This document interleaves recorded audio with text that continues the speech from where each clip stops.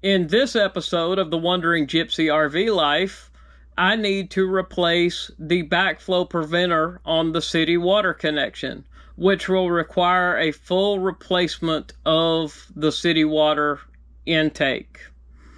This video will walk you through the step-by-step process to replace it and make sure there are no leaks.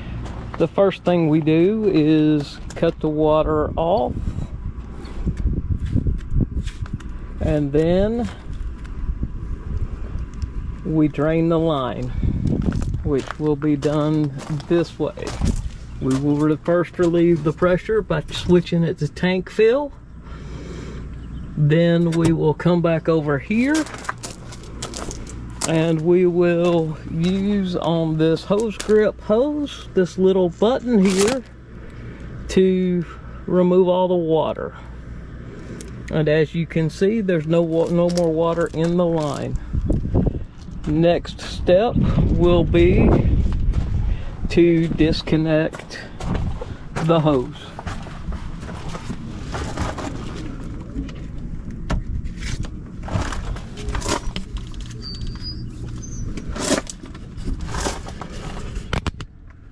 As you can see up here, I have to undo the blue water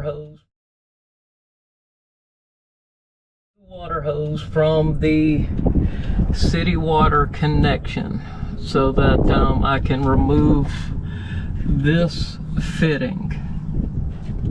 We have now removed the hose from the back of the city water connection. Our next step is to take our DeWalt drill and remove that city water connection. So that's what I'm going to do right now. There has been a change in plans. This is a one-piece unit, so what I'm going to have to do is replace it with another unit just like this, and thankfully I have that unit. This is a replacement unit that has the backflow preventer in it.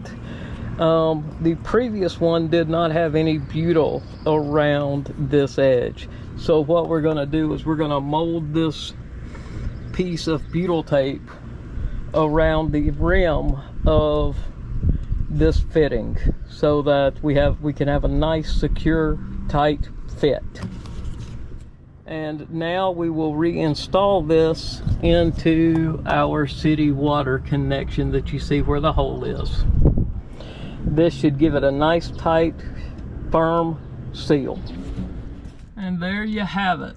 Everything is now put back together, and I am ready to test the water. You can see I've already reconnected the water to it, and we're good to go.